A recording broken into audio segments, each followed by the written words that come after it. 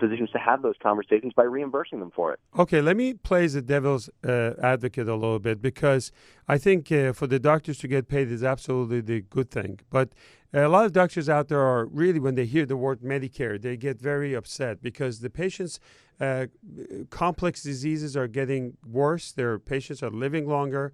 The number of medications they're on, it's growing.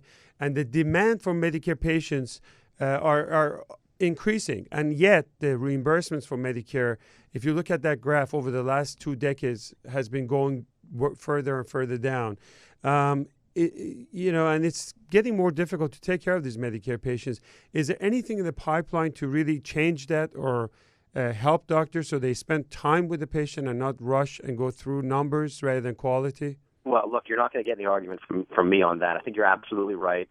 Medicare, of course, has been under reimbursing patients, particularly for, I think, what's called evaluation and management. Yes. So that's a critical part of the equation. You do want to encourage them to have those conversations. I think a lot of physicians, are kind of in almost like a patient mill situation where insurance, not just Medicare, but private insurance also, lowers reimbursements to the point of time where they're just trying to get the maximum number of patients through their practice in a day. And I know that's certainly true for primary care. And fewer physicians are actually participating in Medicare in Manhattan. I know I hear this all the time. More and more physicians are dropping out of the program and just saying, I can't afford to take Medicare patients anymore. I think that's a legitimate concern.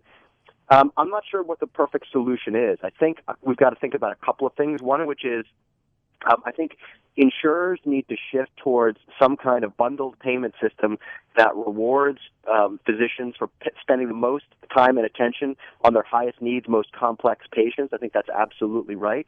And you need to think of ways for all of the people who are in the healthcare professional system to be practicing at the top of their license.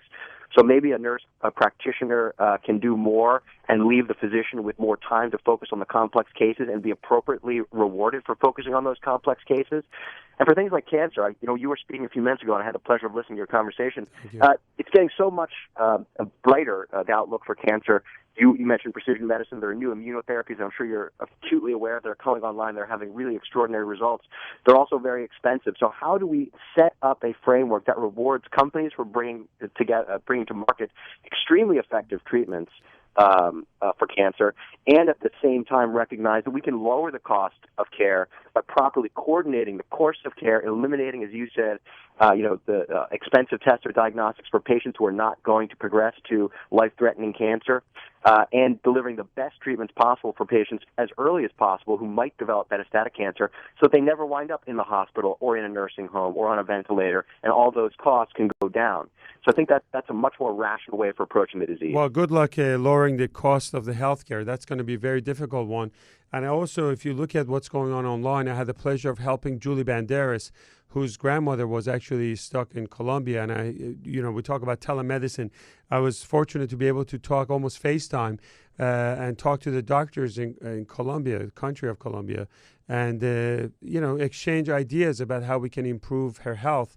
And while she got and received a great care over there, and the cost of healthcare is much lower over there than U.S., she wrote to me that we still have the best healthcare in America, and the access to healthcare and the type of technology that we have. So I think this is a great discussion, and I really appreciate your input in this. And thank you for coming today.